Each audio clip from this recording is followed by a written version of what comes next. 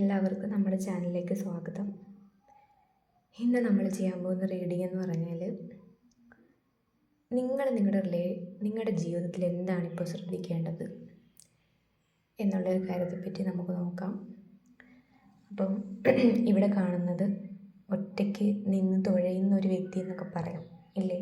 അപ്പോൾ ആ ചലഞ്ചുമായിട്ട് നിന്ന് ഒറ്റയ്ക്ക് നിന്ന് സഫർ ചെയ്യുന്ന ഒരാളെയാണ്. പക്ഷേ നോക്കൂ,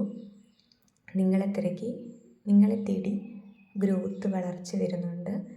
നിങ്ങൾ രാത്രിയിൽ ഉറക്കമില്ലാത്തൊരു സാഹചര്യത്തിൽ കൂടെ കടന്നു പോകുന്നുണ്ടായിരിക്കാം. Heart break ഉണ്ടായിട്ടുണ്ടായിരിക്കാം. നിങ്ങളുടെ റിലേഷൻഷിപ്പ് എന്ത് ബന്ധങ്ങളിലായിക്കോട്ടെ, റിലേഷൻഷിപ്പ് ആയിക്കോട്ടെ, നിങ്ങൾ ഒരുപാട് ഇപ്പോൾ വേദന അനുഭവിക്കുന്നുണ്ടായിരിക്കാം. പക്ഷേ ഇവിടെ ഈശ്വരൻ പറയുന്നത് അതൊക്കെ താൽക്കാലികമാണ്. കാരണം നിങ്ങളിലേക്ക് സൺ വരുന്നു, സൂര്യൻ വരുന്നു, വെളിച്ചം വരുന്നു.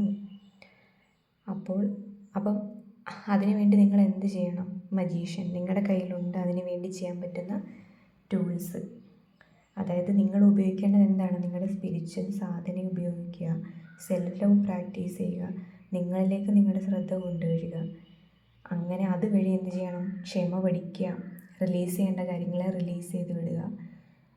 ജീവിതത്തിൽ ഒന്നിനെയും നമ്മളിലേക്ക് വരുന്നത് ഓട്ടോമാറ്റിക്കലി നാച്ചുറലി നമ്മളിലേക്ക് വന്നോളും. അല്ലാത്തവയെ നമ്മൾ ഒരിക്കലും ബലം പ്രയോഗിച്ച് നമ്മുടെ ലൈഫിൽ നിർത്താൻ പാടില്ല.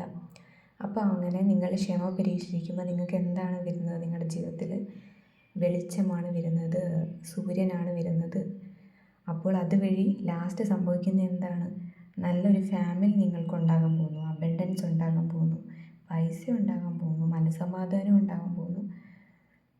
അപ്പോൾ ഈ ഒരു ഗിഫ്റ്റാണ് ഈശ്വരൻ നിങ്ങൾക്കായി ഒരുക്കി വെച്ചിരിക്കുന്നത്. അപ്പോൾ കണ്ടോ, next card wheel of Fortune ആണ്. അതായത് ഇത് എഴുതപ്പെട്ടതാണ് നിങ്ങളുടെ ഡെസ്റ്റിനിയിൽ, നിങ്ങളുടെ വിധിയിലുള്ള കാര്യങ്ങളാണ് ഇതൊക്കെയെന്ന് പറയുന്നത്. അപ്പോൾ ഇപ്പോഴുള്ള പ്രശ്നങ്ങളെന്നൊക്കെ പറയുന്നത് താൽക്കാലികമാണ്.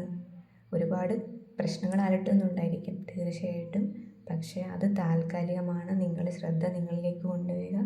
ഈ സമയം നിങ്ങളുടെ ആത്മീയ വളർച്ചയ്ക്കായിട്ടും നിങ്ങളുടെ വളർച്ചയ്ക്കായിട്ടുമുള്ള കാര്യങ്ങളിലേക്ക് ഫോക്കസ് ചെയ്യുക.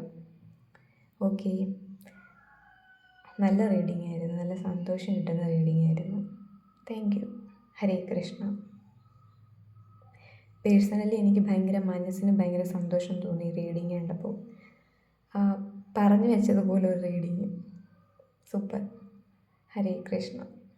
ഇത് കാണുന്ന ആരായാലും തീർച്ചയായിട്ടും നിങ്ങളുടെ ലൈഫിലോട്ട് എന്തായാലും ഐശ്വര്യവും സന്തോഷ സമാധാനം തീർച്ചയായിട്ടും ഉണ്ടാവും.